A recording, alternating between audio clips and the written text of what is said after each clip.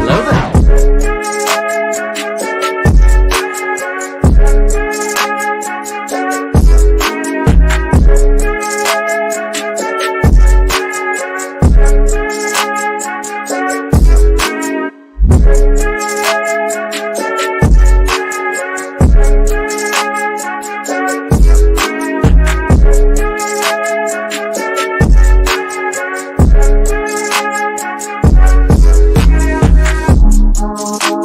This is where the fun begins.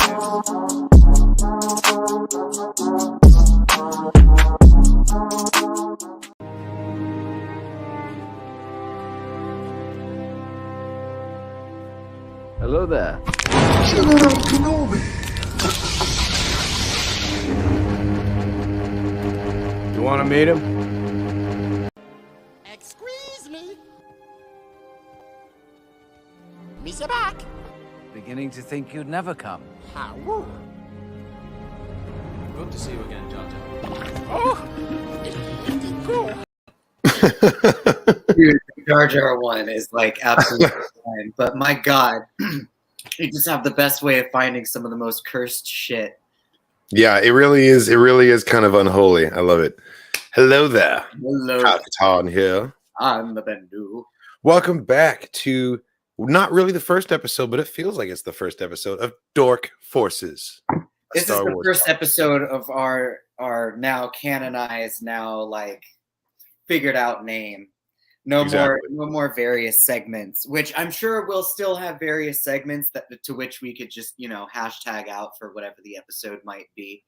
Hashtag Raincore Radio was a very, very close second when it comes. Yeah, came really close to becoming the official name of the podcast, but the Dork Force is rising. Yes. Yes. It really did come down to numbers, but there were also a lot of really good arguments laid out by different people, like the fact that Kyle Katarn comes from Dark Forces. It just seems to make sense, and also the point that a Rancor radio, if it's not actually on the radio, can you call it a radio? I don't know. Yeah. So what's in a name? Does not a rose, which we call by another name, still smell as sweet, and all that? But Dork Forces it is, and we're happy to be here. Are we human, or are we dancing? Or are we gonks that called for aid? And Kyle and Bendu will answer always. Really want to say thank you for being one of the positive Star Wars YouTube creators and showing me there are Star Wars fans out there that just love Star Wars for what it is. Yeah, man, that is the name of the game. What right it's about. there. Ultimately. We're just here to have a good time. Are there flaws? Are there problems? Sure. But that's not really what I'm here to put my energy into. I'd rather talk about the parts that I enjoy. And there's, as like Lando Calrissian said, there's more of us. The negative voices might be a little louder, but that doesn't mean that there's more of them or that they're correct. It's all opinions anyway. Yep. That's just like I could spend all of my time shit talking Ezra Bridger's staple gun lightsaber.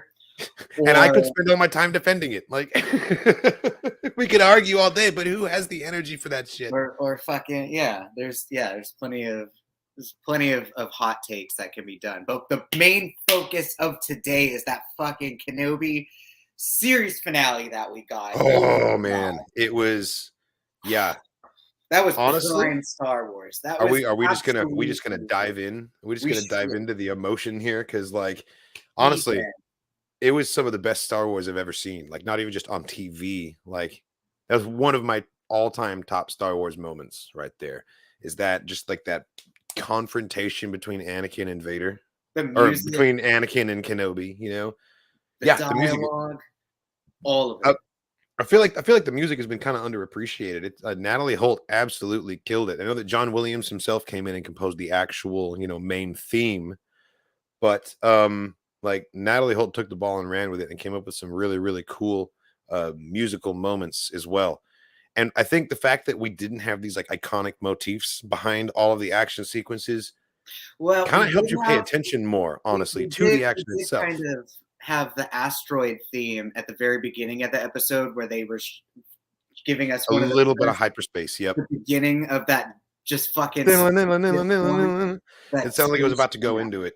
And then at the very end, when Vader's just straight up like increase forward firepower, like that sentence by itself was just so fucking hardcore and just so Star Wars. But yeah, the that's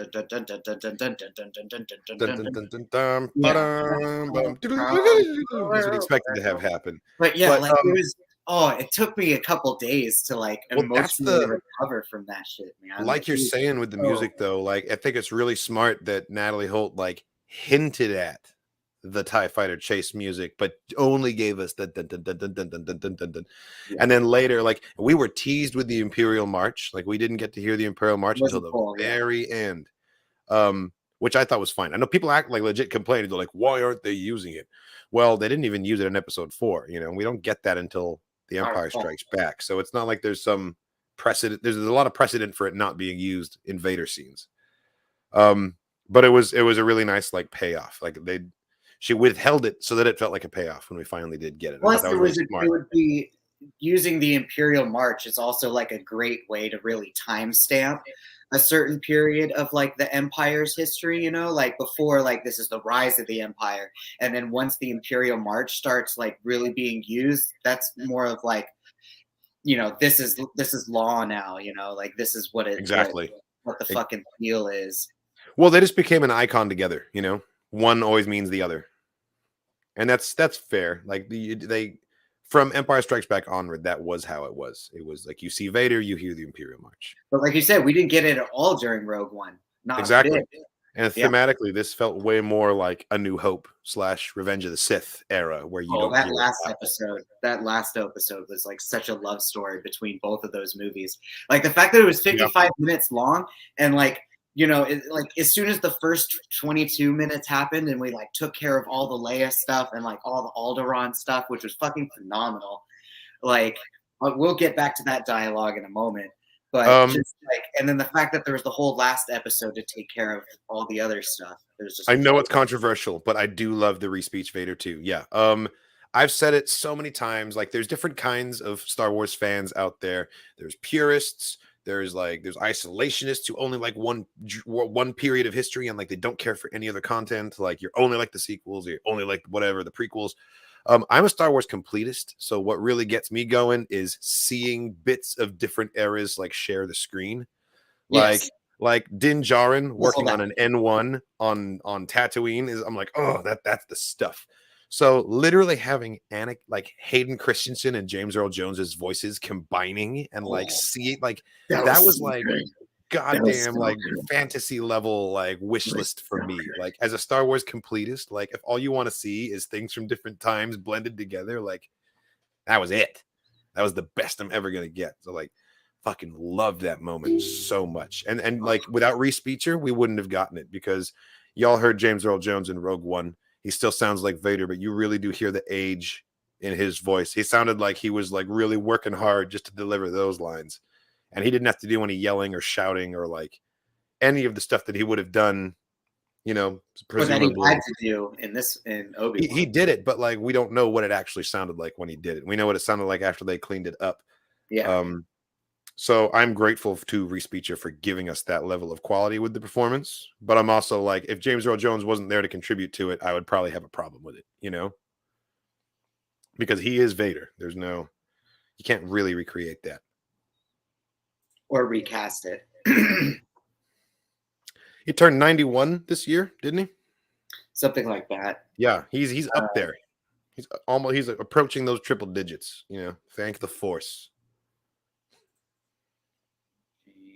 No, it was absolutely mind-blowing. Yeah, dude, he's 91. Birthday is January 17th, 1931. Before the dark times, for the Empire. Actually, this is not Vader from the OT. It's a little bit of Vader from Rogue One, but it's mostly Vader from the Charles Soule Darth Vader comics, Darth Vader, Dark Lord of the Sith. That's really the Vader that we're seeing here. He's angry. He's got a chip on his shoulder. He's got something to prove, not only to the Empire, because all of these people are just sort of starting to find out about Vader. Like we're a couple years in now. We're like 10 years in. So he's established. But like in the comic series, he's a brand new player on the scene, and a lot of Imperial officers are like, who the fuck is this guy in the cape? You know, his reputation has to start spreading first, and it's the story of that happening, and it's totally brutal and it's awesome. But that's the Vader that we're seeing here, and I feel like if they brought that story to the screen, you wouldn't hear much Imperial March there either. You know, because it's before that peak Vader years when the Imperial March was like, he really came into his own as a bad guy during Empire Strikes Back, in my opinion. Another thing I noticed that for Rogue One, like there was no mention of, well, I know the Emperor was mentioned, but like we don't see his face at all. Right. Yeah, no, he was absent the whole time. So another reason why we wouldn't have gotten the Imperial March is because it was baby Empire, you know, like it was more focused on Tarkin. Like shit, I don't even remember if they really gave us the Imperial March throughout Rebels, you know. They gave us the like fancy triumphant version of it during Empire Day. At the parade, they did like a silly version of it, and it's kind of like the one in Solo at the propaganda poster. But it wasn't. I don't think we got a full blown Imperial March. Yeah, not with any of the Vader scenes either. So like again, yeah, I was gonna say if we did, it would have been during Siege of Lothal when Vader was there, but I don't think we did.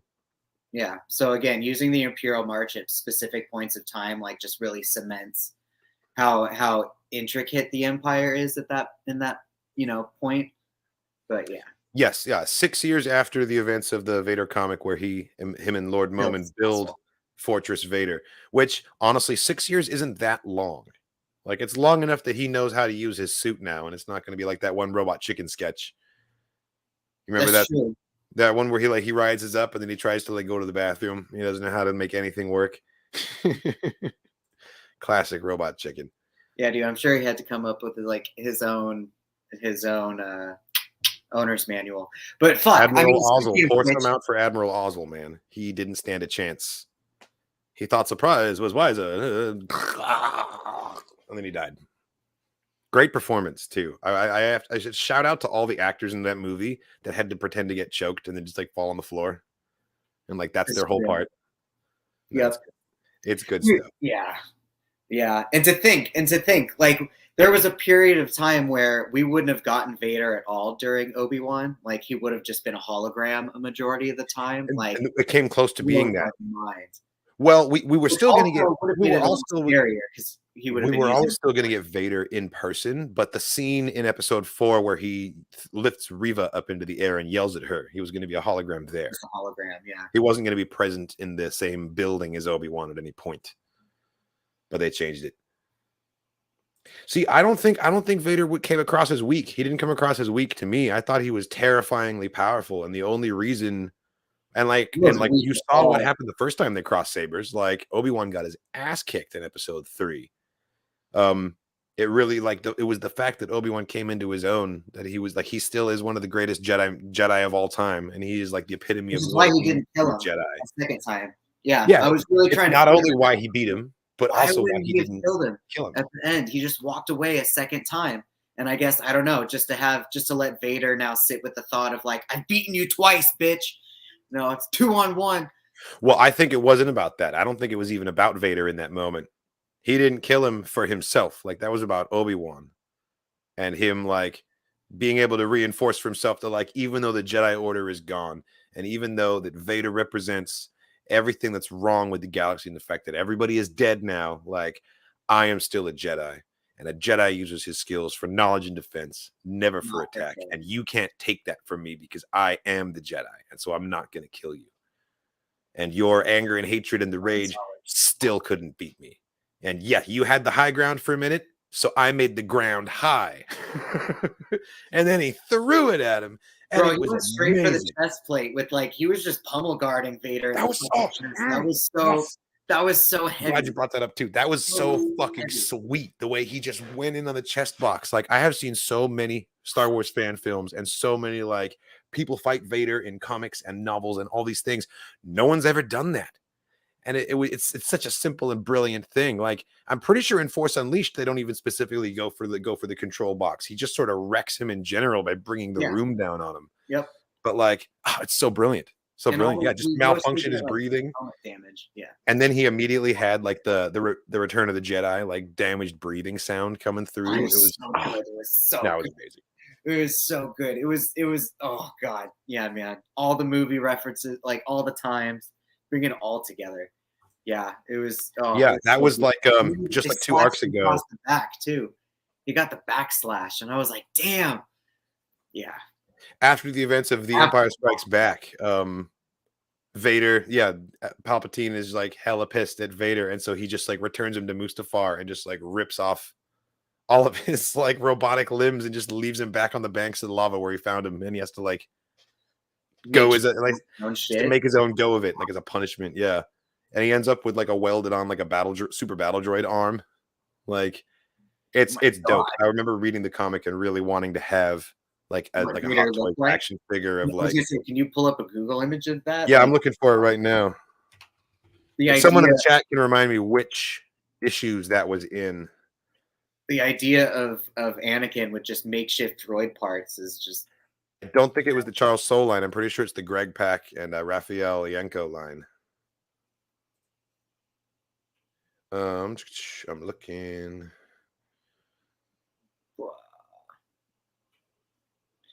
Who did the best Obi-Wan scream? Vader or Maul? Ooh, I don't know. There were 2 different kinds of screams, but the fact that when Vader was screaming his name had 2 different voices, that was pretty fucking dope. And that's true. First name. He was screaming Obi-Wan versus, Maul just screaming fucking Kenobi. I like the ridiculousness of the Kenobi scream, of Maul's Kenobi scream, just because it's like you're in the desert and you're alone and you're just like being a crazy extra person right now, just Kenobi. Like Maul was like at least Obi-Wan was in the process of walking away from Vader, and Vader was actually yelling at him. Like Maul was just being a queen. He was just being like Kenobi, like in the middle of the desert. Like, and I appreciate that. He's just being fucking insanely over the top, as Maul always was. Dramatic, and I still love it. He's such a drama queen. Oh man, no. I think queen. Yeah, I don't know who yells the best. I think I like them both equally, although you can't forget about this one.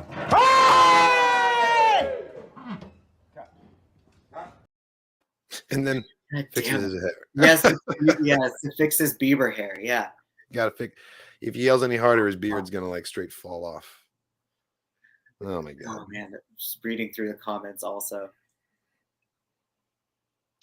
Yeah, absolutely. That's what I'm saying. Like it's brilliant and somehow still underused. You'd think it'd be like the most obvious attack. The only time I've seen someone like vaguely do something like that is when in a Superpower Beatdown episode, it was Batman versus Darth Vader, and I think I remember that one sets off an EMP blast off his gauntlet or some shit, and then like it completely fucks with Vader's gears. But I guess that's not quite the same. Or no, he fucking taser punches him. He taser punches him in the chest and like does a bunch of shit. But Vader's able to sustain himself just using the Force. Yeah. That's right. It ended up not being effective. But then that was Batman's retort of like, better the Force focused on you than me. But it seems so obvious when you think about it. It's like, man needs the suit to survive. Disable the suit. Fuck up the suit, yeah. But that means you have to do, that means you have to do. I did notice that. That means you have to play close game to a tank, though. Like, do you that's really? True, and that's very scary. I wouldn't want to get up close. Like doing close quarter combat with a fucking tank who can just like force choke you or fucking pull down the starship. Like, goddamn. Yeah, tore his limbs right off. I'm trying to find an image of it right now. But yeah, the fact that we finally got Vader in a one-on-one choreography saber fight. It was very, oh god, and the fact that they were able to like semi-rebuttal the episode 3 dialogue of "I will do what I must." Like, it was like a blast forward and a blast back because I will do what I must, and then also then you will die, which is from the Twilight of the Apprentice. It's what he says to Ahsoka. So like we got both of those. Now that was very, very cool, and yeah, the oh my god, it was so beautiful. It was absolutely incredible piece of acting. He had this much of his face visible and just like his smile change, the look in his eye as he went Dude, down, like I said, through I that thought it was dialogue. I thought they overlaid Palpatine's face on him for a hot second, just to emphasize that dark side influence. I But can yeah, the I fact can that see what you mean. I didn't necessarily see that, but I like he totally had the same sort of like withered, very whitened face, very similar to still like Palpatine. fucked up skin, yeah, because he's. And it just I don't think kind of Vader's just shows ever the been full corruption of the dark side, the dark side. the dark side. Yeah, I don't think Vader ever, because even in his Super Star Destroyer, in his little egg thing. Well, I guess that's not a Baka tank. Never mind. I was trying to figure out if we've ever seen Vader like fully healed, but I don't think he's ever. I don't think he has. I mean, the Sebastian Shaw face that we see in Return of the Jedi, I think he's all healed. I think that's what he looks like. And if he hadn't died, he'd just look like that for the rest of his life. He had a big old scar, which we now saw, like Obi-Wan gave him that during that episode. And like he just looked like healed burns. He was super, super pale because he's always in the dark of the helmet. But like, other than that, he just looked like a healed burned victim. That's fair. I feel like I think the Bacta after a while isn't necessarily to regenerate his skin. It's like just to give him the most of like an edge as possible, Like my old cat Shadow, when it would get super hot in the house, like like one thing that you could do is you could give her like an injection of saline so she would have like extra fluids in her body. She's not going to die without it, but it's going to give her just like that modicum of extra comfort, if she gets it. So that's what I think his tank is for him. It's kind of like a safety blanket mentally as well as like actually healing his body. Because eventually he just returns to his little black egg. Totally, exactly. And also one thing that we can't really reveal too much, but one thing that we have learned about those sequences is that it was all practical and it was all physical, and that they actually built a Bacta tank, and Hayden fully submerged himself in liquid, and that rebreather was real and functional, and he had to learn how to control his breathing so there weren't too many bubbles coming out. Like Hayden Christensen literally floated in that tank and was Vader, and that is just that's just so cool to me, man. And they were able to rebuild the reuse the same Rogue One designs from his first Bacta tank, so that they were able to save the continuity of everything. So it was just beautiful that Star Wars is able to I also really like the way that we got the juxtaposition of him in this big fancy like government funded Bacta tank system basically, and then Obi-Wan is in like a carnival dunk tank like with little armpit like stirrups, and they just lower him down. Yeah. And it's just like the diaper tank that Luke had to be in The Empire Strikes Back. Yes, I thought that I heard that a little bit too, the way he kind of said Skywalker. Like it was a little bit more like Sebastian Shaw says it in Return of the Jedi versus the way Hayden used to. Kind of creating this like idea that maybe not Skywalker, yeah. His vocal pattern, his vocal tendencies have changed because like his mouth is like healed differently, and because like he's all squished into the helmet, the rebreather into the way. Exactly, he's got the little Billy Joel harmonica part right there, so he can't. His mouth forms words differently now because of the shapes. Yeah, it's pretty sweet, right? It's fucking gorgeous. Yeah, I was really confused and curious how they were going to deal with like Vader not finding out about the Tatooine thing, and they were like, "Yeah, no, it's fine. We'll just have him fight on a whole separate fucking moon somewhere." And it's right? Like, oh my god, that's so simple. Speaking of which, I recently finished Avatar: The Last Airbender for the first time. And the planet that Obi-Wan and Vader fight on really reminds me of the landscape that Aang and Ozai have their final fight on. Oh, the outskirts of the Earth Kingdom? Outskirts of the Earth Kingdom, because it's big and flat, and it's got all these huge like obelisks of rock everywhere, like these huge pillars, but there's nothing around. And like, okay, well, apparently they called it a moon of Mustafar on set. Well, that doesn't sound accurate, because they would have called it some sort of Canadian name on set. Like everything was named after a different part of Canada for the code names. Like they called the bounty hunter ship Manitoba, and Alderaan was Ottawa. Not to mention, it wouldn't make sense for them to be in Mustafar because they were flying away from a completely different refugee planet. It's got to be somewhere in the vicinity of Jabim. Yeah. Because they were fleeing Jabim. They didn't jump to hyperspace at any point. Tessin, I don't remember it being named, actually. I don't remember it actually getting a name in the episode. So Tessin was the name of the place that the refugees were still going to go, and that's when... That was the destination. That's Rock right. hit. Yeah. Yes. That's where Roken was flying to, but that's not where Obi-Wan flew in his shuttle. Right. Tessin was... Because I've rewatched the episode 3 fucking times. Yeah, Tessin is where the refugees... Here we go. So this is the Vader Comics body. You can see he's just got like a B2 battle droid arm welded on there, and like he's got an exposed eyeball from the lens. And then like, are those legs his? Well, I guess the right leg is still his. That left leg from the knees down, they're not his. Damn. Yeah, the only limb that's his is his original cybernetic arm that he didn't lose on Mustafar. Like everything that Palpatine gave him, he took away from him again. It was awesome. Yeah, no, it was totally badass. Damn. That's as fucked up as the kaiju fight. Yeah, well, that's what that's the whole thing is that like he like tries to come at Palpatine on Exegol riding the fucking massive creature from Solo. Like Space Kraken. Yeah, I'm forgetting what it's called right now, but he rides that down into the planet. And Palpatine's like, I prepared for this eventuality. And he's got like kaiju of his own, like on the surface. And they just like duke it out. And it's the most like fucking crazy. Just some giant Sith beast. It's fucking cool. But Star Wars has never felt more Marvel than in that moment. Oh, God. It was so good. Yeah, agreed. I think it might be one of my favorite duels. Choreography wise, Vader at the beginning was just fucking one-handing it, and then eventually when Obi-Wan was getting his shit back, he's like, "Oh fuck, gotta use 2 hands." Yeah. Every other time we see him fight in the series, he's just one-handing it, and he's not really caring. Like against Reva and against Kenobi the other time, and then when Kenobi's just bringing it, he's like, "Oh shit, okay, like let's go." Fucking hydraulics on high, man. Like, oh god, it was so. Yeah, it was, man. It was. Thank you. Yeah. For 55 minutes, Jesus. First lore video I've done in ages, and I think it was really well received. So there's a channel on the Discord now where I'm taking suggestions for other lore topics, and I'm just gonna start making breakdown videos and dropping them hopefully like every other week or so. It really depends on the schedule, but yeah, which was an original Kyle Katarn channel like concept.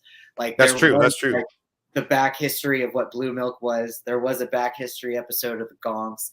Like there's a couple of them out there still. That's true. That was one of the first things that I tried to do, but then I was like, you know what? Other people are already doing this a little bit more polished, so I'm going to stick to reactions for a while. But no, we've got some inside info though that needs to be shared, so it's worth putting that together into a good presentation for people, because I don't know, the bottom line is I want other people to know as much about Star Wars as I do, so I'm trying to get those details out to people.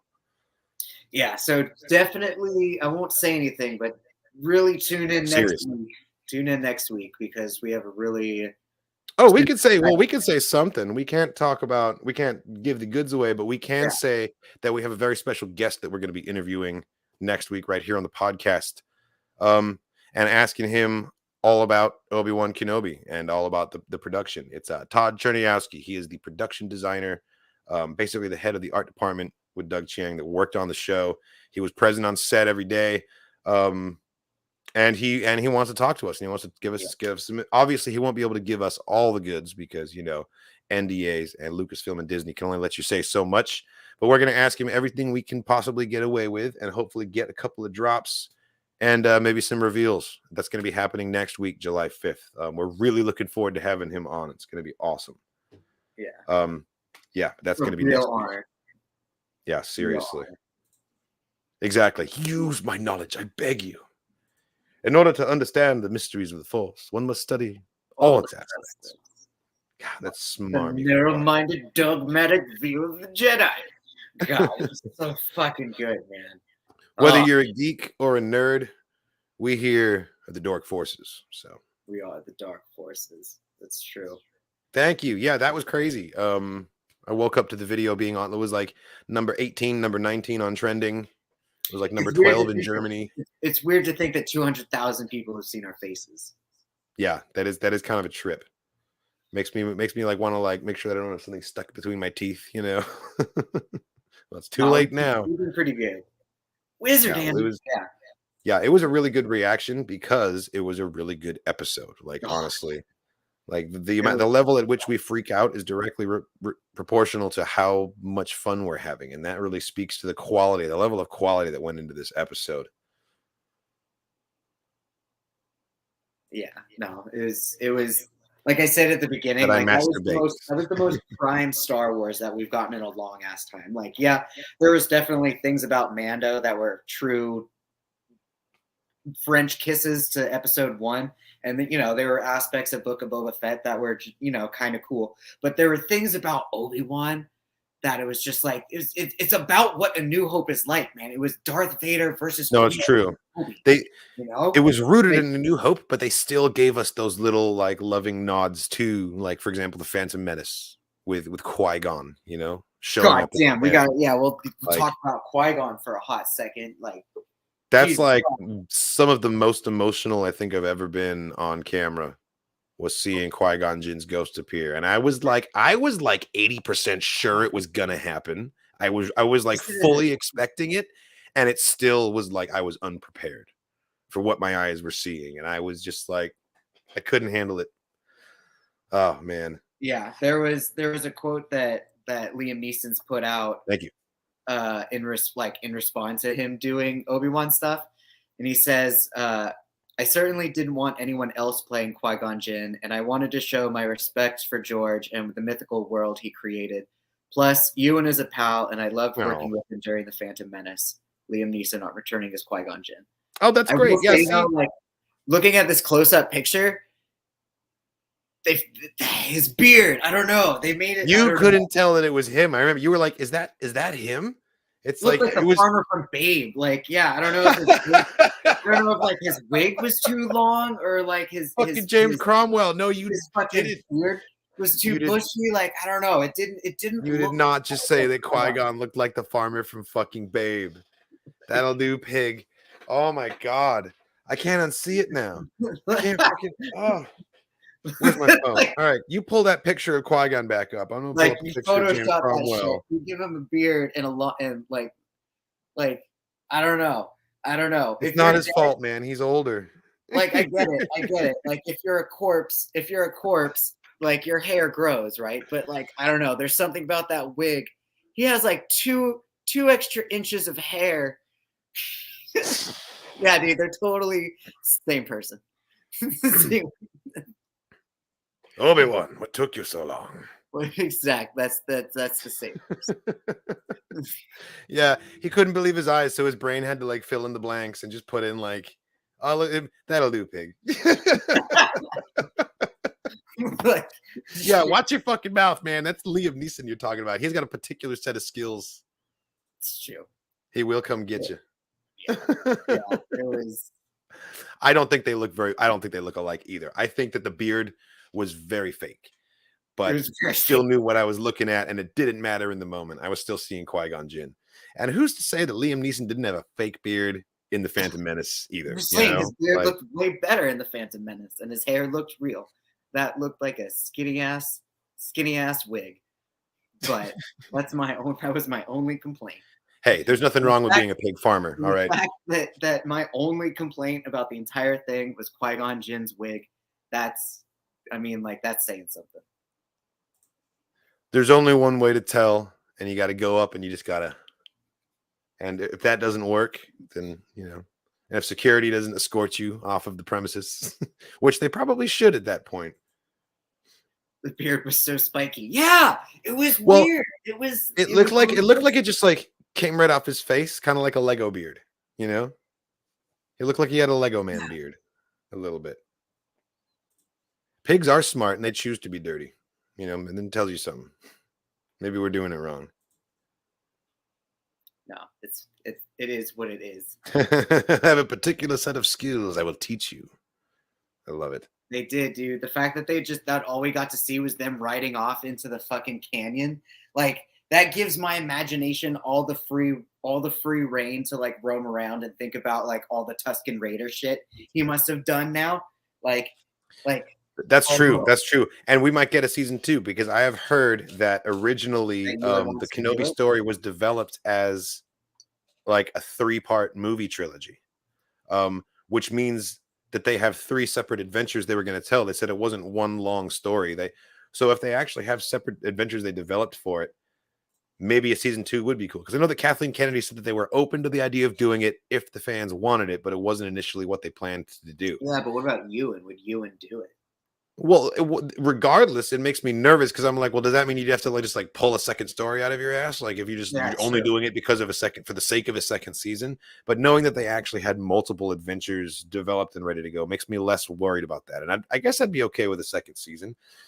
I'm not one of those people who's like Obi-Wan broke canon because you left like Tatooine and blah blah blah. But there is a We limit. don't know shit about. Yeah, You can't. There is a limit. I will say like don't make him do too much crazy shit while he's supposed to be a hermit watching. Like you're not a hermit if you go to Dayu every 6 months and you're always going to Alderaan and making like social calls. Like he needs This to is true. mostly be in his thing, you know. But he needs to mostly be in his hut watching Luke over the years. I think Fighting it does kind of Christ. deflate it kind of deflates like the stoic importance of his charge if he's constantly taking little field trips. But if it was just this one time, then I think it's still equally meaningful. And it gives him a Obi-Wan meaningful versus a connection with Christ. Leia. See, yeah, totally domestic adventures.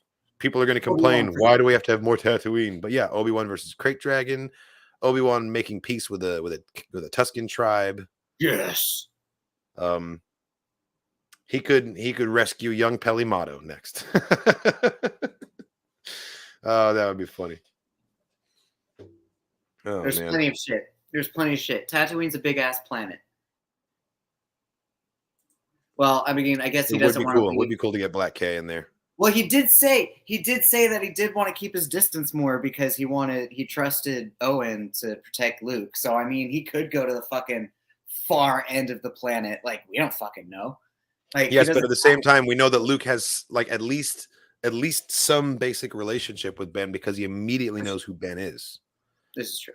He's like Obi-Wan. Maybe he means old Ben Kenobi. Everyone knows old Ben. So Yeah, he has to at everybody least check in knows on him a old couple Ben. times. Yeah, so he has to do some shit. He has to do some shit. I'd be down to see it, by which I mean I'd be down to see it again because it happened in the comics. So they would have to be like recreating a moment that we've already seen, which usually when they do that, they change it a little bit. So it makes me nervous. But like, you know, having him in live action already in Book of Boba was so cool. So I'm always down for more Black Chrysanthemum. Yes, Asherad Het. That would be sick. He could make a cool like villain for season 2. And Yeah. they name drop that on purpose, man. Like we know Quinlan's out there for a reason. I'm sure he will show back up at some point. Mark my words. Also, Cal Kestis is showing back up on screen. He's not going to be like a video game only character for long. I really think he's going to show up. Maybe Ahsoka. Ahsoka's going to be. He would. Oh yeah, he'd fit right in Ahsoka, man. He'd fit right in there. Yeah, because Ahsoka. Yeah, because that's going to potentially cover a couple different timelines. So yes, that's who we're talking about. We're talking about Asherad Het, who later became Darth Krayt. Yes, that's the same character. But there's currently also not canon, but this would canonize them, and that would be pretty sweet, honestly. Well, there was another sand person or a Tusken Jedi who didn't turn evil, but I don't think he exists anymore. I think he had a purple lightsaber too. He was pretty cool. Oh, that's right. Who was that? Just Google. I was gonna say, yeah, just Google Tusken Jedi. I think he was just a Dark Horse character. No, I remember who you're talking about. It's other than Asherad Het, who is out there?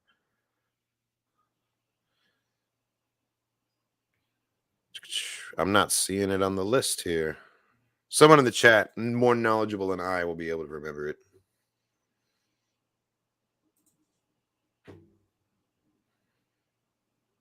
Yeah, no, having Quinlan in would be a really cool, like, him and Obi-Wan already have such a kind of relationship. Like they tolerate each other, but you can tell Obi-Wan does not approve of the way Quinlan goes about his Jedi business, you know?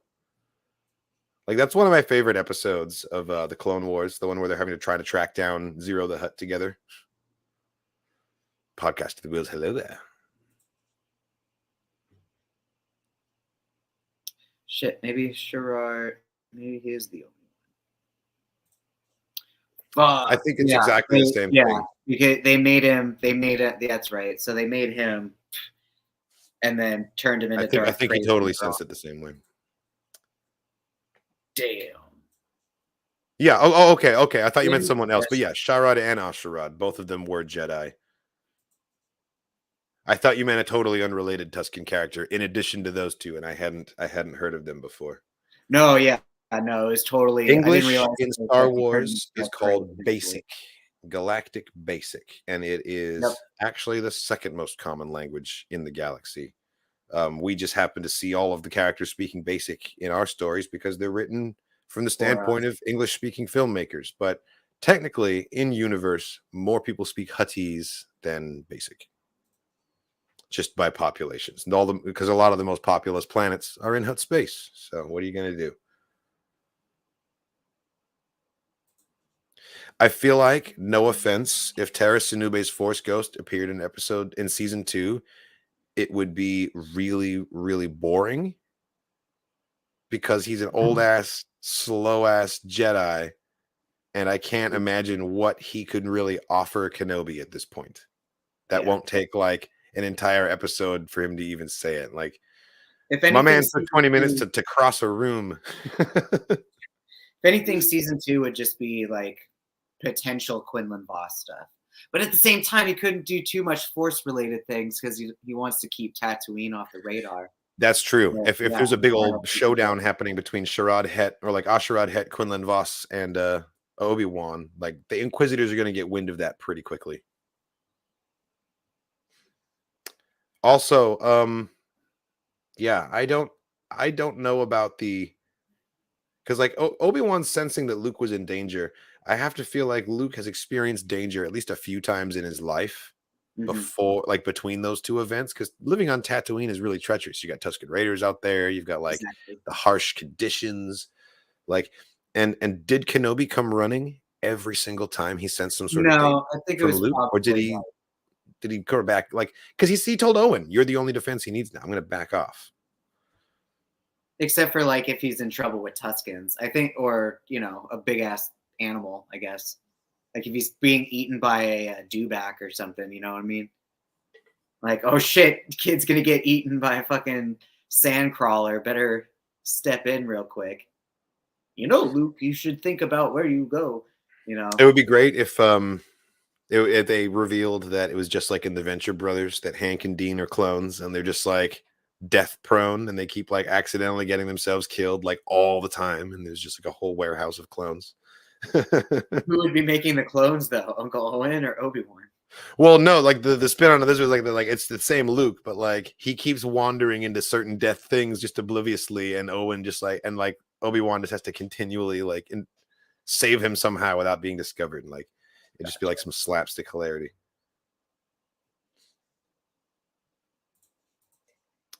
I'm trying to think if we have seen a direct 1/1 comic book scene on screen yet. No. Or if they've only been referred to. References. Marvel's done the same shit. Kanan the Last Padawan. Kanan the Last Padawan was like basically depicted on screen in the beginning of the Bad Batch, but they changed it a whole bunch. But technically it was the same moment was depicted twice. It was very different between the two of them, but they're both supposed to be canon. I mean, in Kanan the Last Padawan, we see Caleb Doom and Depa Billaba getting attacked by their clones during Order 66. We see it happen on the page. Like it happens. And then in the beginning of the Bad Batch season 1, we see Depa Billaba and Caleb Doom getting attacked by their clones during Order 66. But now they're on a different snowy planet, and now the Bad Batch are involved. And now so they changed that story. Yeah. But that story was still canon. And yes, it was. I don't know about harshly, but it was very retcon for sure. Nolan Schmidt, welcome. Hello there. I would prefer also if the comic storylines could be a little bit more faithfully preserved when they come to live action. But I do understand that, there are tiers of canon and live action is kind of it. It's kind of the top. And so it kind of does override pre-existing choices that are made in the story. I love Tara Sinube, man. I love him. And when I have a spare 45 minutes, I might ask him how his day's going. But and that was when he was alive. Truth. Oh man. See, some things I wonder about. Some things I'm like, was this a decision or was this just an oversight? Like someone didn't check kind of thing. It's hard to tell sometimes. What do you mean? What do you mean, Chadmiral? What's not as bad as Shakti? You mean you're talking about the retcons? Having retcons, yeah. Yeah. Oh well. Like domino retcons. Yeah. That poor woman. I don't think that poor woman can handle dying any more times, honestly. Although that would be amazing. Bad Batch season 3 or 4, like Shakti is a survivor, and now she gets killed again. Oh my god! Stabbed by Moff Gideon. What they just as a meta joke, they should have Shakti show up as a character in every single Disney Plus show and die on every single Disney Plus show, like just in a give her different the way. Tony Stark treatment. That would suck. She dies. She dies in the Bad Batch season 2. She also dies in Mandalorian season 3, and she dies in like Ahsoka Visions somehow. Like, Visions, like, oh man, that would be so good. Yes, the Yasilamari, just have one curled up on Thrawn's shoulders as he's walking out there. I remember the Wizards of the Coast store by my house used to sell like plushy ones that you could put on your shoulders. What? Yeah, it was the most random, like, of all the things to see like for sale in a store, and we're talking like early 2000s, like 2003, 2004 too. Like it was big. It had like the cartoony head and then like the tail wrapped around your shoulder. It was so cool. And I never bought one.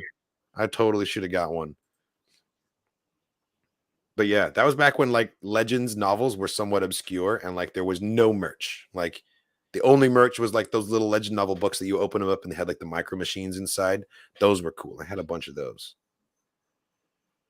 I had a bunch of those micro machines too. Oh man, that's weird.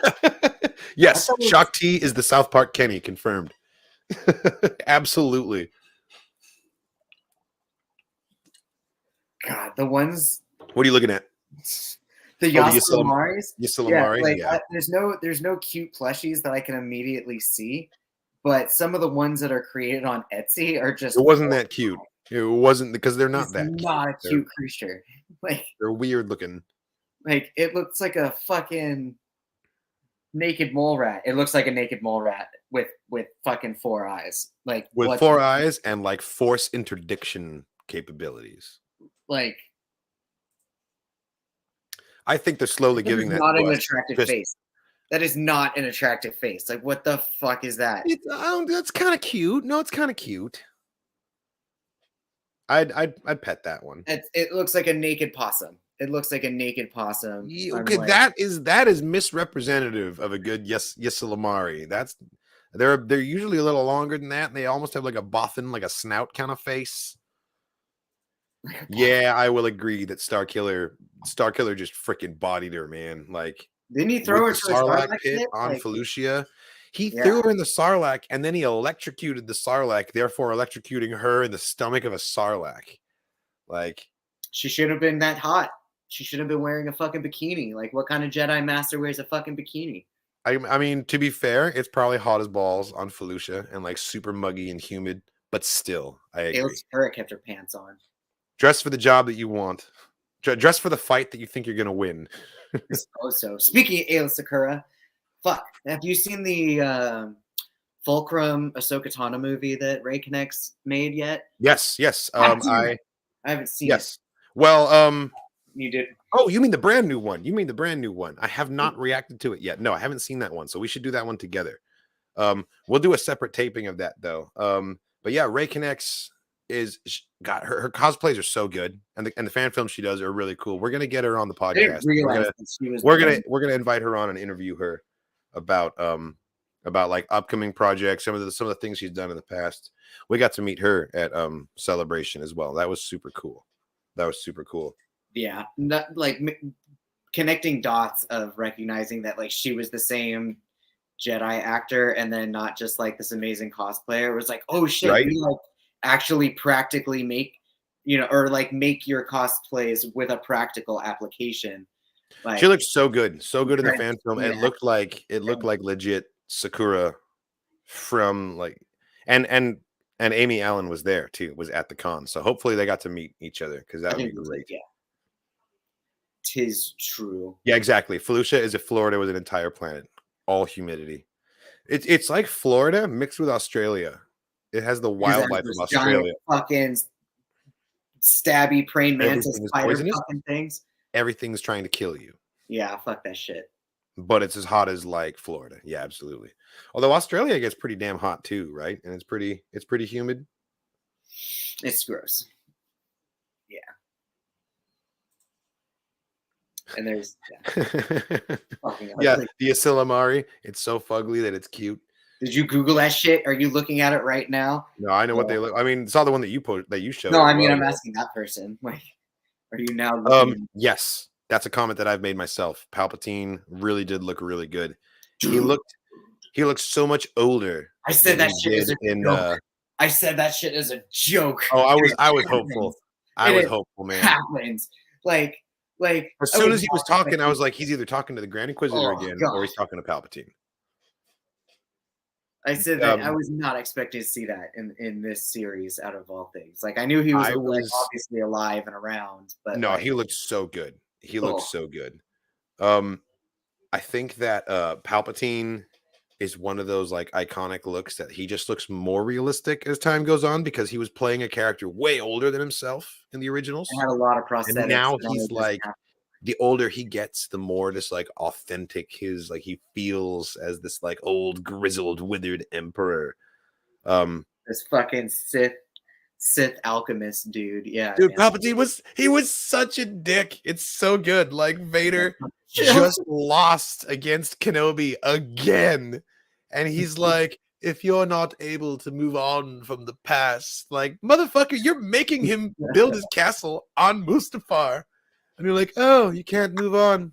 What a pity. Like, are your feelings clear? And they're like, fuck off, Palpatine. Like, man, he's such a dick. It's like, are you sure you want to be on the dark side? It was great. It was great symmetry with the whole Obi-Wan means nothing. Well, with him talking about Luke later, and he's like, are your feelings on this matter clear, Lord Vader? Like, he asks him the same thing again. So fucking solid. It was so good. But like he didn't look too grizzled, like he still looked like his potential New Hope self, because that's generally like the first time Empire Strikes Back is the first time we see the Emperor. That's right. Right. So yeah, he thankfully didn't look, because I feel like in Return of the Jedi was when he looked his most wizardly. Like he kind of had a green tint to his makeup skin, and like his contacts were bright fucking yellow. There is like a weird color filter on him in Return of the Jedi that he kind of has green in his skin. Yeah, it's like a sickly yellow color. It's like he almost looks jaundiced. He just looks sickly and unwell, and I think that's deliberate. That's just like what the dark side does to you. You know how like the ring corrupted Gollum and made him just like pallid and like just sunken shell of a life form. Yep. That's what evil does when it touches a person, and like Palpatine has been just like embracing it for decades at that point. It's funny when you think about it. Like the Empire did not last that long. Nope. Like 20 years, 25 years at most. From episode 3 to episode 4 is 19 years, right? We'll say and then we'll round up. We'll round up just for a little bit. Okay, so we'll call it 20 years. We'll say travel time. We'll call it 20 years. The original trilogy from 4 to 6 is not more than like 6 years. 5 or 6 years. We'll just round up to 6. Dude, 26 years. Yeah, 30. Yeah, we'll just call it 30 years for a galactic government.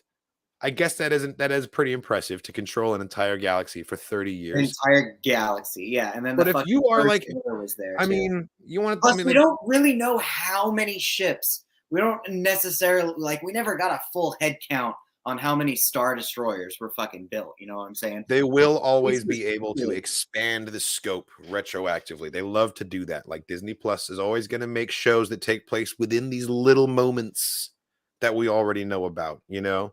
Like whenever something in one of the original trilogy movies happens off screen or happens just around the corner, like that's ripe for the plucking now. That's going to turn into its own story. Like Like, Rogue yeah, One was birthed from the first like little paragraph of the story crawl of A New Hope. Like Han Solo's offhand comment to Leia about the bounty hunter we ran into on Ord Mantell changed my mind. Like, you know, that became a whole crossover event in the Marvel comics. Like, and it's great. It's great. It really helps you like feel like, okay, this is a really huge conflict, and it's not just what we saw on the screen, you know? And just because the original trilogy was kind of limited to the filmmaking technology of its day yeah. doesn't mean that like these really fancy looking sci-fi planets weren't also out there, and they've finally made it feel like it's in the same time period, you know? We have yet to see all those Bothans who have died giving us this information. Yeah, man. When are we seeing a Bothan? They like I feel like they're not allowed to show us Bothans almost. It almost feels deliberate at this point. Right? Well, same with Yoda and Grogu's species in Yaddle, not having a species name, you know? There's certain things that just like have not been fucking said. Or like my biggest beef, fucking how did Maz Kanata get fucking Good point. like where's that hand? Maz, like how did you just get a lightsaber, not a severed Luke hand? Like That's a good you know, that's a good question that for mean- another time. right? Does that mean that somebody else has The Luke's Battle of hand? Jakku is technically the end of the Galactic Civil War, but I'm using this to criticize Palpatine, and Palpatine died a year before the Jakku battle, so I'm not counting it as this part of the But conflict. we still do have creepy ass puppet master Palpatine in Rise of Skywalker though, which he's Yes. still pretty good. Like, Yes. but like again, how long did the First Order really last? Well, I like to think 10 that years? Palpatine Or was it like did 30 plus die, 10? right? Palpatine Yeah. did get like fucked up royally at the end of Return of That's the true. Jedi, He's a clone. and He's then essentially a he clone. was bounced back to the lobby, if you will, and he was stuck in the lobby with a respawn timer for the next 30 years.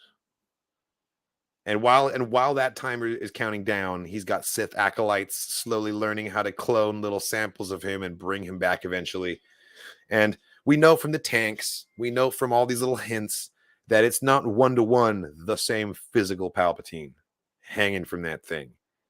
It's a weird ass, like it's a piece of him that was then put into like a vat and regrown or something. You know what I mean? Like, yes, his essence has absolutely been transferred into another vessel. It's some kind of dark secrets that only the Sith knew to use the dialogue line. It may turn out to be that way, but mark my words, I am very convinced that we are going to that like all these Disney Plus shows that currently are in the Mandoverse, this period of time after the original trilogy, we're all leading to Exegol. All roads lead to Exegol. Bad Batch ended with Wayland and Mount Tantus, which is an obvious lead into cloning. We've got what they want Grogu for. What exactly is Gideon and Pershing? What are they doing with Grogu and his M count? You know, they're trying to clone Force sensitives because they're trying to clone the Emperor. Like I think Book of Boba Fett is the only show that hasn't actually given us a tie-in yet, and that may not even be true. Like we may find out later that like the guy who works at the mod parlor used to be in on the thing. Like who knows? Like they always do it retroactively. They always do it after the fact anyway. So for those of you who don't know, Bothans are these people. They're kind of like these dog-faced, camel-faced looking dudes. So like we've seen them in other versions of Star Wars, like in the comics, but we have in the not expanded seen... universe, a Bothan ends up being the Chancellor of the Republic, Borsk Felaya. He's a great character. He's an asshole. But we have not seen like an actual one on screen. The species that you're thinking of, who said it? Somebody said that we saw one in Mandalorian. I was like, I don't think so. I think what we saw was like one of those weird. I think we saw just one of the fucking new aliens. We saw Klaatuinians in the Mandalorian. If you're thinking about the dog-faced orc-looking dudes from the episode where Mando has the romance with Omera, and they've hijacked the ATST from the woods, those are Klaatuinians. Yep, Borsk Felaya, man, he's great. But yeah, no, and in Battlefront, one of the rebel classes was the Bothan spy. And then in Battlefront 2015, you know, man, if you could play as a Bothan, like it would have been so cool. but it was very conspicuously absent. And I know that the Starhawks, the big rebel ships from Star Wars Squadrons that are built out of like the skeletons of old Star Destroyers, and it was like the first capital ship of the New Republic. They're first described in Chuck Wendig's Aftermath trilogy, which depicts the Battle of Jakku for the first time. They weren't allowed to be shown. Like, there were orders to all comic book artists and authors and anyone who might reference the Starhawk, you're not allowed to show it visually yet. Because they wanted to have a reveal in Star Wars Squadrons. And so in Battlefront 2, during the single-player campaign, Iden Versio is in the Battle of Jakku, and as you're flying around taking part in it, you hear comms chatter about the Starhawks that are in the battle up ahead. And like, you can hear it, but you don't get to see them. And then in Squadrons, we get the reveal that Hera Syndulla is in charge of the Starhawk project, and she actually develops the first one. It's pretty cool, but I'm wondering if the Bothan thing is similar to where there's an order from up top being like, you're not allowed to show Bothans because we have a Bothan-related thing in the works, and we want to reveal what these new canon Bothans are. And man, I hope it's Andor. Bro, Dr. Sif was Andor. Yeah. Because Andor is definitely going to be like a spy thriller, like an intrigue kind of story, you know. And that's Bothan spies. That's part of the OG fabric of Star Wars. Bro. This Andor, I don't know. I don't want to hype up myself too much, but like Andor has the potential to be like just full French Revolution on that shit, man. Like, but Manny Bothan's is from Tag and Bink. So hard. More of the Keldor species, like Plo Koon. If you have not already played Star Wars: The Old Republic, I would recommend playing it. There's several different Keldor Jedi characters. You can't play as a Keldor yet, unfortunately. I'm still blowing up. I'm still going to blow up Boyd's DMs until he finally adds it to the game. But so far, no luck. Bullshit. I don't need any extra hyping for Andor. I'm super excited for it. And I like the statements that are being made by the showrunners about how it's going to challenge our like notions of how certain things work in Star Wars. Like, we all have like this collective opinion of how certain events went down, and Andor is going to challenge that and make us think that maybe it was a little different. And that could be interpreted a lot of ways, right? Like, that could really mean anything, but I'm hoping that what it means is we're going to learn that the Republic was pretty dirty, and the clone troopers did some awful things to separatist places, and that it wasn't all just like, oh, we're going to take out some clankers, all right? Roger, Roger. Like, they actually fucking murdered some people, like, because the thing about clone troopers is that they just follow orders. So all it takes is one like ethically questionable order, and those clone troopers and our war criminals, they're just going to do it most likely, unless their Jedi commander really promotes like those ideals the way Obi-Wan and Anakin did with their troops, you know. But I thought this was all after the clones. This is like still during the building of the Empire. Well, I mean, he's a relatively young man during the rise of the Empire, but he said he's been in this fight since he was 6 years old. So you go back that many years, it's going to be the Clone Wars. So it's going to be the two major factions in the galaxy are going to be the Separatists and the Republic. And Palpatine kind of like, you know, he manipulated the situation, but he didn't create the Separatists. Like, that was an actual sentiment and feeling that was felt by people among the galaxy. And Palpatine just sort of took advantage of that and had Dooku sort of organize it into a thing so that he could manipulate it. But he didn't plant those ideas in people's heads. Like, they already felt like they were like overlooked by the Republic. Oh, see, I thought the Separatists were purely just the banking clan, the Techno Union, Geonosians. Those are the big powerful players of the Separatist alliance. But if you remember in the Clone Wars, like Mina Bonteri was a senator who was part of just like the Separatist Council, and they were just literally a bunch of senators, just like the Republic Senate. Like Lux Bonteri's mom, and others, and they ended up like, you know, they were trying to reach a diplomatic solution. They had their own channels, but they were being overshadowed by the big players like the Banking Clan and the Trade Federation and the people who had all the credits. Because Padme was trying to like secretly start peace talks with Mina, and then when Dooku found out about it, he had her killed and blamed the Republic for like assassinating her. So like, every chance they had to patch things up, like the manipulation comes into play, and Palpatine's like, "Oh nope, can't have that. Make those peace talks fall apart, so the war continues." Mm-hmm.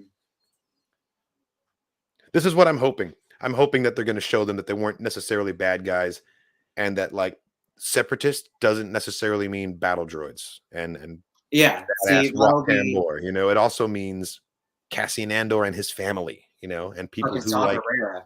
or Saw, Wow. yeah, Saw Gerrera. Well, the partisans were separatists, Yeah. and then they joined the rebellion because they saw the Empire as just like the spiritual successor of the Republic. You know. And it's very interesting to think about like how people would view the Empire after having been separatists. Like half of them would see it as a confirmation. They're like, "Oh yeah, I always knew that Republic was lousy. Look at it now; it's become this galactic empire." That's true. Like, and that would then drive them into the arms of the rebellion. That's what we need more of. We need more of stories of like the Separatist Alliance coming back into the fold. And I really like that they did that in Star Wars Rebels as well. With the last battle, the episode where Rex got to kind of confront his PTSD, and they had that little war game with Kalani, the super tactical droid. That was really cool. And I don't know, it was strangely emotional seeing battle droids and clones fighting alongside each other, you know, fighting against stormtroopers. It would be very cool if we could have like a moment in Andor where there's a conflict where he like enlists some decommissioned battle droids that he finds. If we get some live action B1s shooting stormtroopers, like that could be cool. Live action. I'm getting ahead of myself, and there's no indication that that's going to happen. I'm just like, no, not at all. But now the idea, though, could you imagine with today's technology if we were given live action battle droids, though? Like, fuck. That would look so good. If someone went through the prequels and just, well, not clean them up too much. But like, yeah, I don't know. The practical effects. Well, was K2SO would they make B1s practical, or would they? K2SO was practical, but he was like a worn puppet. And they also had like a reference green screen like actor who just like Alan Tudyk just had the head up there, but he was wearing like a thing. So I think it was a combination of both. Droid in Solo, I think that was a puppet also. Well, obviously it was CGI and then partial puppets. She she wore like a chest piece and like a legs piece, and then like she was wearing like a green jumpsuit under that. Yeah, shout out to Kalani who technically won the Clone War, right? Just like him specifically. It'd be great for Kalani to show up somewhere, you know. Probably not in Bad Batch because it would have to be after the Rebels episode, but like he could show up in the Mandoverse easily. It would be very cool. Yes, agreed. But yeah, have you seen Multiverse yet? You don't think the Ned B looked good? I thought the Ned B looked pretty good. I do think he looked like a guy in a suit. And I understand where like the theories came from that he was like Wrecker or someone hiding. I just assumed it looked like a guy in a suit because this droid is being played by an actor in a costume. I didn't think that there was like an in-universe reason to make it look that way, but yeah, I guess I get it. I didn't think he looked that bad though, because we've seen big blocky droids like that before. This is true. I think part of it was Vision, the droid that was hiding the Jedi Master in Visions, sort of just like now fed us the idea that like anytime now there could be a dude hiding in a droid suit. Like, yeah, I don't know. I mean, like Visions has a lot to answer for now. Like all of it, we're so suspicious of droids with large chest areas. I'm like, what are you hiding in there? I think Who's it was because, like the in between joint sections were like very soft. You know, like they weren't full of wires like what we see for C-3PO or other droids. Like there wasn't as much obvious circuitry with Ned B. You know what I mean? No, you're right. He did look a little bit more like plated. And one thing that I think about Ned B is that I don't think there's ever been a scene that felt so like had such violent energy without any action at all. And it's the scene where the stormtroopers come into the room and he's just standing there, and then he's got the wrench in his hand, like behind his back. Like, yeah, the idea for a non-sentient thing to have the idea of like hide the crowbar. You know, don't like that moment was like, even though he didn't actually use it and like nothing actually violent happened, there was just this energy to that scene that I was just like, whoa, like implication. Like, damn, you just your imagination runs wild, and you're like, he was gonna cave that helmet in. Like, yeah, that's what I'm saying. Ned B with that wrench, whew, man. Yeah, awesome performance. Very understated. I kind of agree he was unused potential. I felt that way about Tala as well.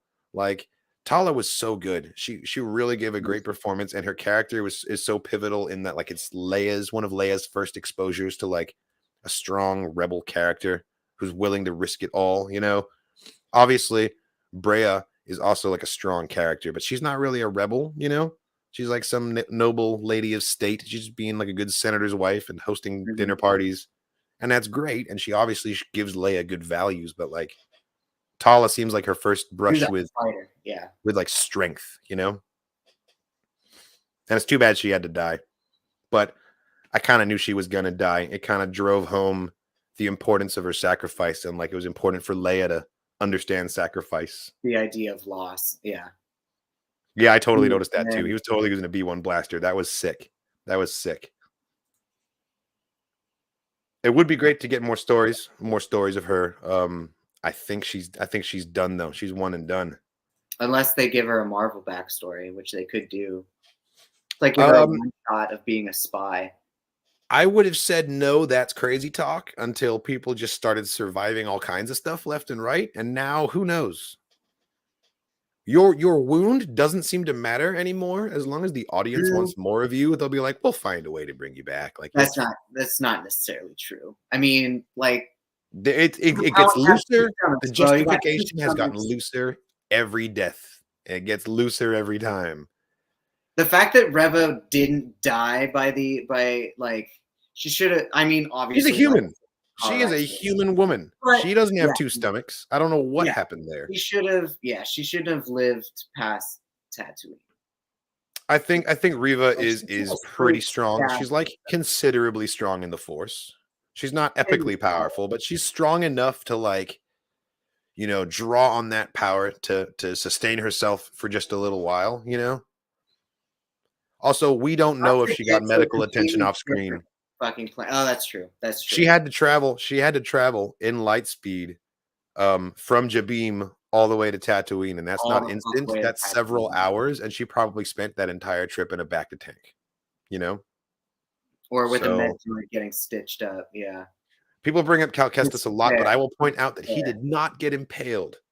That blade did not come out the other side. He got just the tip. He got like some lightsaber foreplay in right in the chest, yes, right in the vital organs, but it didn't skewer him. Like, Vader stabbed Reva to the hilt. Like, the fucking handle of the blade was almost like it went all the way into her.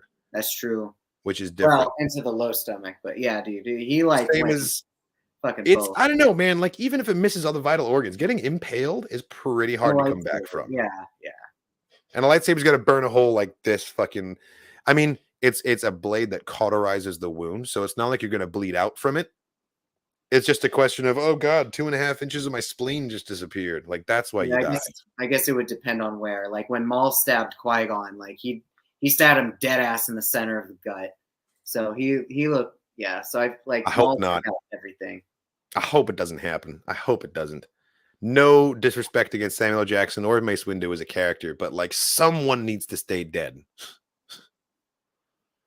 Like, someone's got to actually die in this damn story. Well, although it's true, we didn't see his body. He just got his hand cut off and electrocuted and thrown out a window, and that's child's play these days. We're gonna learn that he also got stabbed in the gut and survived it somehow. Yeah, Qui-Gon's still dead. Jango Fett's still dead. There's plenty. Qui-Gon's dead.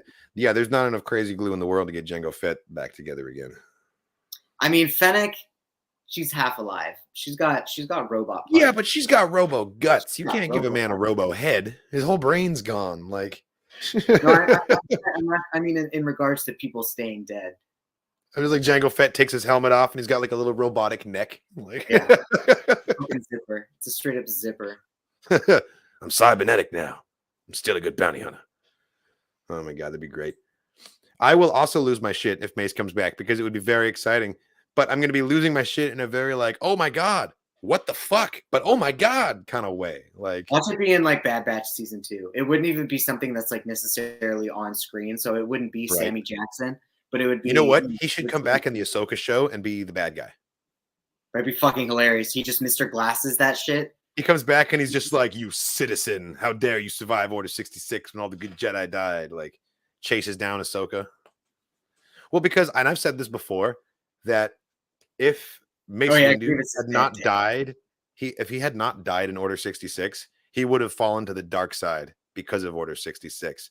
Because True. he is a very arrogant character, full of hubris, and I don't think that his psyche would be able to deal with the fact that he was so 100% completely just bullshitted and duped by Palpatine, made him look like such an idiot, lying to his face. He had a Sith Lord lying to his face for decades. It's true. I don't think that his ego could handle that, and I think that he'd fall to the dark side. Mace Windu is a character who uses Vapad as a fighting style because he walks that line between light and dark. He's already teetering on that brink, man. Like, that's a hit that his ego couldn't take, man. I think that he would fully fall to the dark side if he survived Order 66. And if that happened, he would make a good bad guy for Ahsoka. Like the old dude. Like the old man in the Visions episode. Totally. Exactly. Like he was once Jedi, and then he just sort of like, he lost. I do agree that Windu is actually dead, and I'm speaking outrageously ill of the dead right now, and that's very disrespectful. And I'm sorry, Master Windu. I hope your purple Force ghost is at peace right now. Yeah. But if he did show up, I'm telling you, man, he would fall to the dark side. He's always been so close to the brink, and he's just has that extra air of like arrogance about him, and like no one has a harder time being wrong than an arrogant person. And he would justify it. He would self-justify him being the fucking. Oh yeah. He'd rationalize it and be like, well, it's okay for me to become evil because look what the evil did. I must embrace the evil in order to defeat it, like kind of thing. Like he would find a way to have noble intentions, but like I think he would lose his way and he'd become a villainous character. That's what I would see happening. That's true. Ugh. Yeah. Quinlan Voss survived. And I want to know exactly where he is and what he's doing. And I hope that when we find him, he's like homies with Cal Kestis. Like, what if we get him in Jedi Fallen, like Jedi Survivor, for example? What if that's where he shows up in the single player campaign? Because we know that it takes place the same year as Kenobi. So what if it deals with the path, with this underground railroad? That would be super cool. Like we've already speculated that Jabeem's going to be a major location for from Mapuzo to Jabeem. Like the path is multiple planets, clearly. So it has to at least potentially show up. Well, Cal Kestis' name wasn't on the wall, but Seer Junda's name was, and so was Eno Cordova. And that's crazy. The fact that Cordova survived Order 66, because they're really kind of implied that he didn't survive. But when he was giving the memories to BD1. But it's pretty cool that they mentioned Ram Koda. Like, yeah, man. If we're gonna cross, speaking of like crossing canon streams, like Ram Koda didn't even fucking exist until Force Unleashed. So it's like to bring him into the new canon verse is like, you know, without does that mean Proxy is potentially, you know, canon? Like, does the Empire have, you know, the potential is pretty crazy when you think about it. There's change shit. Like, yeah, there's a lot. There's a chance for them to bring it all back, but I don't think that's going to happen. I think that they're picking and choosing the elements of the stories that they want to canonize. But for example, like Corran Horn coming back in as a Jedi, Ram Koda being named, but we don't know what this new character is all about. Like, that's the thing to remember, is that these are names. These aren't photographs. They're not little holograms that confirm what we're looking at. Like, they could be taking these names and completely like re-rolling these characters into totally different things. Like, that's the fact that Ram Koda, the Jedi General from The Force Unleashed, is what they're referring to by Ram Koda is speculation on our part. We don't actually have that confirmed. All we know is that they're taking these names. The same way we know that Sith Lords like Nihilus and Bane and Revan are canon because there were Sith Trooper legions in The Rise of Skywalker named after them. That doesn't necessarily mean that the stories of Nihilus, Malik, and Revan and everyone are 1-to-1 ratio, everything brought into canon. We just know that these names are now part of the lexicon. So, yeah, Doctor, this is possibly the most exciting name for me personally, is Q-Ron, the motherfucking Jedi Master from Dark Forces, like, who we are named after. He was killed by Malik in one of the greatest FMV cutscene duels of all time. Like, by Malik? Oh shit. Yeah, dude, he was killed by Malik. Or sorry, not by Malik, by Jarek. Oh. All these similar Sith names. He was killed by Jarek in the very beginning of Jedi Knight, and then he appears as a Force ghost to Kyle, and then Kyle goes and kicks Jarek's ass. It's awesome. Yeah. I don't know if we're ever going to get Kyle Katarn. I think that we're going to get elements of his story. Like, we've already got the Dark Troopers. Now I've got Q-Ron up in here.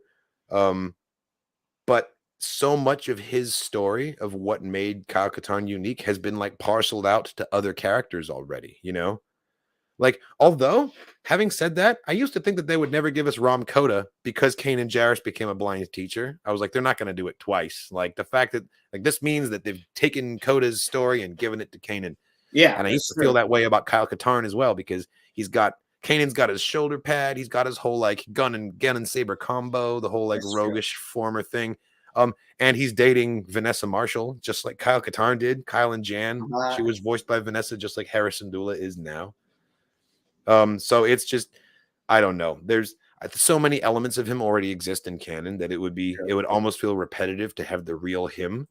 But that just means that when they bring in some character and they name him Kyle Katarn, he's going to be slightly different, you know? He'll be more of a space pirate. Maybe he'll be more of a straight, or maybe he'll be more of like a straight guy, just like a straight Jedi, you know? Like, they could really do anything with the character. Or he could be a former stormtrooper who becomes force sensitive.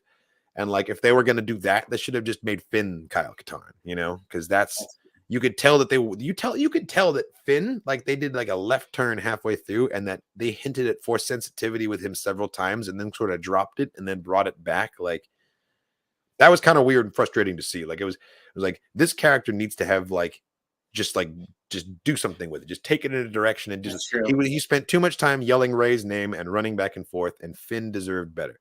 Like, I will say that. I do agree that Finn deserved a lot better. 100%. But even Finn had elements of Kyle's story, you know, starting off as a Jedi and rejecting it and going off to do something else. There's elements of Katarn all over canon already. Are we actually going to get him? Maybe, but I'm holding my expectations in reserve because I've been burned before, man. Kyle could be seen at Luke's new Jedi Temple, even like a cameo. Absolutely. The fact, like, before that episode of Book of Boba Fett, I would have told you we're never going to see like young Luke Skywalker's academy. But like, the fact that we've got this crazy technology and young Mark Hamill standing next to Ahsoka, like, I believe we could get a temple shot with like Corran Horn is there, and Kyle Katarn is there, and Ezra and Cal Kestis, and like, that's the next generation. Like, we've gone from having like one Jedi in the original trilogy to like a whole generation of them that have survived and gone off on their own journeys. And it used to feel like, well, this is way too crowded, and like the story's not big enough for them. But they've done such a good job of making the story feel like it's a galaxy-sized story. There is room, you know? Ezra's all the way in the unknown regions. Cal Kestis is doing something to like, there's millions of life forms out there that need help, and one Jedi can't realistically tackle all of it. It's like Captain Marvel says in is it Endgame, when they're all like criticizing her for not being around, and she's like, there's so many planets out there and they don't all have Avengers, you know? Like, for every planet that Luke Skywalker is on, there's like tens of thousands that he's not on helping those people. So like, there's so much storytelling room in the galaxy. That's true. It's a big galaxy out there, and it really, like, from a story writing perspective, it's such a brilliant decision to like, it's on the same scale as like the multiverse being like, oh well, if we don't like it, we can just have another dimension where it's another way, you know? Oh, that's true. Yeah. Like, from a storytelling perspective, it's a great like get out of jail free card. We could just be like, oh, we're on a different planet, or like, oh, well, we're in a different part of the galaxy. In real life, we're in the outer rim. there are a hell of people that are very similar to each God. other, you know, in real life. Give Like, us so there Tales could be of the Outer someone. Rim, bro. Give us Tales of the Outer Rim. And Tales of the just fuck. bring back the Tales of books in general, Fuck. man. Tales of the Mos Eisley Cantina, Tales of the Empire, Tales from Jabba's Palace. They're some of my favorite Legends books, and they're just like collections of short stories. A Barv Like That, which is one of the Tales from Jabba's Palace, is one of my favorite Boba Fett stories of all time. And they kind of did something similar with the From a Certain Point of View. That's one of the canon novels that came out with it. It was to celebrate the 40-year anniversary, and it was 40 short stories. I was rewatching The Mandalorian on the couch last night, and in the first episode, when he comes back from the first job and like he comes into the bar, and all these random characters turn around to look at him, I was like, these are all such specific looking designs. Why don't we have like Tales from the Navarro Cantina, you know, and just like they need to be continuing that level of just like fleshing it out. Every time there's a Glup Shido on screen, he needs to have a name and at least a 5-paragraph like entry on Wikipedia. Which is great you bring that up because I forget the production company that put together the Bosk and Boba Fett fan films. Scorekeeper, the Creative Force Films. Creative Force Films. So like their Instagram, they're on their Instagram account, they have like little bios for each of the Cantina aliens that we see. Like the fucking Cyclops dude. I love that. The fucking albino Twi'lek and his girlfriend, they fucking have names and backstories. We got to get them on here. We got to get them on the pod, and we got to talk to them about that so they can give us all the goods, man, because those guys are so talented. I love the fan films that they come up with. And like still one of the best on-screen Trandoshans, and that is including actual Star Wars. Like Scorekeeper had such a good Bosk. Such a good Bosk, man. Yeah. That's about all the time that we actually have tonight. I actually have some things that I got to get going. But thank you so much for tuning into the podcast tonight. To Dork Forces, a Star Wars podcast. I still have to get used to saying that name, man. Dork Forces and Tuesday nights. Yes, every Tuesday at 7 PST. We do have a special guest next week. We mentioned it earlier. We're going to be joined by Todd Cherniowski, who is the Obi-Wan Kenobi production designer. He's going to be giving us the inside scoops. Talking about some notable things that happen on set, a little bit about the process of creating Kenobi. We will have like a little bit of a Q&A, but I will let you guys know ahead of time that like Lucasfilm and Disney, they're making us sign a release. Like we can't really, there's certain questions we can ask, and there's certain things that he won't be able to tell us about. So, but regardless, it's going to be a really illuminating conversation, and we're just really like pleased that he's coming on the channel. So that's next week, July 5th at 7 PST right here. So make sure to tune in for that. It's going to be great. Yeah. May the Force be with you all. Thank you so much for tuning in, guys. And yes, we are the Dork Legion. We are Dork Forces. So yeah, prepare and activate the Dork Troopers. We'll be making, so keep your eyes out also for hopefully our reaction to the Fulcrum fan film. Yes, we're going to be taping that over the next few days. Yeah. And also stay tuned for my reaction video to Multiverse of Madness. We didn't really get a chance to talk about that. Well, you fucking watched it next time. I watched it. You fucking never watched it, you asshole. Yeah, well, no, I didn't bring it up. I deliberately didn't bring it up because I knew we would have to talk about it. I was afraid that if I hyped it up so much that you were gonna watch it and you'd be like, you know what, this movie fucking blows. This is the worst 2 hours of my life, and I hate dude, I had a great time. I nerded the fuck out at a lot of the spell casting. And the symphony battle, dude. That was dope. That was super cool. And that reminded me of a video game that I saw played once where it was very similar. They used like music notes to fight. Yeah, I want to talk about that too. So yeah, but thank you so much for watching, everybody. Yeah, we'll talk about it too. We will sneak in a discussion about Multiverse of Madness, or maybe we'll just tape on you and me, and I'll add it on to the end of my reaction. You know, we could do that too. But either way, thank you so much for watching. This is the inaugural podcast, even though it's number 11 in the series, of Dork Forces. We are Dork Legion. The Dork side is in fact strong with us, and we both wield the Dork saber. These are getting less appropriate the more I say them, so we're done with them now. Thank you so much, and as always, may the Force be with you.